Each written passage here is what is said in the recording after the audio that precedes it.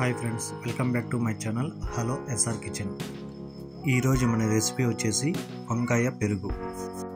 అన్నంలోకి పెరుగు వేసుకొని తింటుంటే బోరు కొడుతుంటే ఒకసారి ఈ వంకాయ పెరుగుని ట్రై చేసి చూడండి.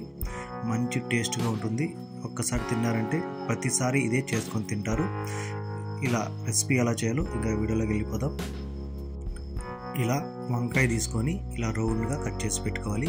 నేనైతే ఒక 2-3 వంకాయలు అయితే తీసుకున్నాను. మీకు ఎన్ని వంకాయలు కావాలో అన్ని వంకాయలు అయితే తీసుకోండి. ఇక సైజుతో పర్లేదు, ఏ సైజు అన్న పెళ్ళలేదు. ఇలా రౌండ్గా కట్ చేసి వేసుకొని ఇలా వాటర్లో వేసుకొని ఉప్పు నీటితో ఒక 2-3 సార్లు శుభ్రంగా కడుక్కోవాలి. ఇలా కడుక్కొని ఇవన్నీ పక్కన పెట్టుకున్న తర్వాత నేను ఒక 1/2 లీటర్ పెరుగు అయితే తీసుకున్నాను.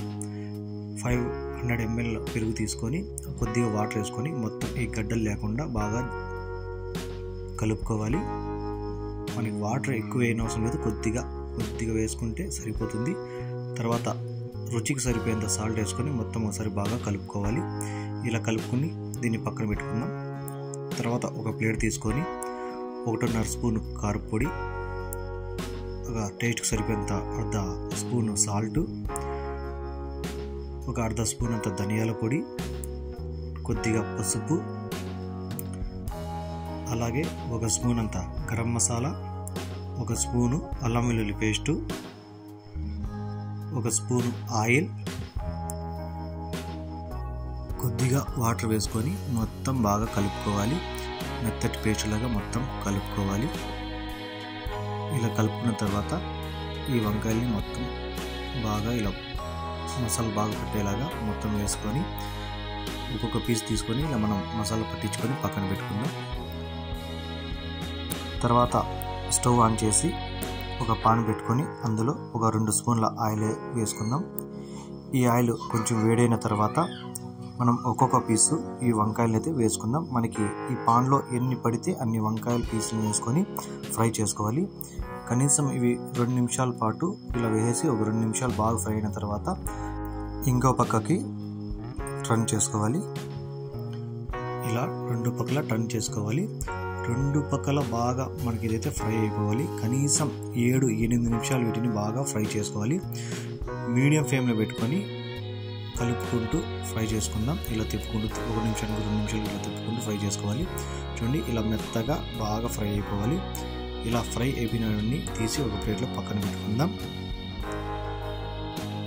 ఇలా పక్కన పెట్టుకోవాలి. ఇక అదే పాన్లో 1 స్పూన్ ఆయిల్ వేసుకొని ఈ ఆయిల్ కొంచెం వేడైన తర్వాత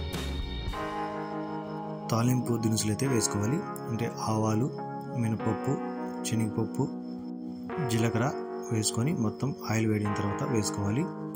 ఇలా వేసిన తర్వాత ఒక 10-15 సెకండ్ల తర్వాత ఇది బాగా కలుపుకొని తర్వాత ఎండుమిరపకాయలు ఒక 2-3, అలాగే కొద్దిగా కరివేపాకు వేసుకొని మొత్తం బాగా 1 నిమిషం పాటు ఫ్రై చేసుకోవాలి.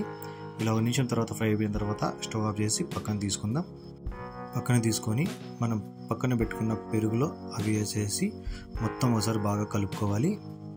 ఇలా కలుపుకున్న తర్వాత మనం ఫ్రై చేసి పక్కన పెట్టుకున్న వంకాయల్ని ఒకటోటిగా అందులో వేసుకోవాలి.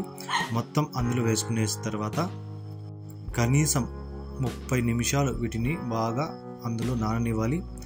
ఇవన్నీ బాగా నానేలకే ఈ వంకాయలన్నీ ఈ పెరుగులో ఉన్న పులుపునంతా లాక్కొని మంచి టేస్ట్గా ఉంటాయి. కనీసం ఎంత లేదన్నా ఒక 15 నిమిషాలైనా ఇవి బాగా నానాలి.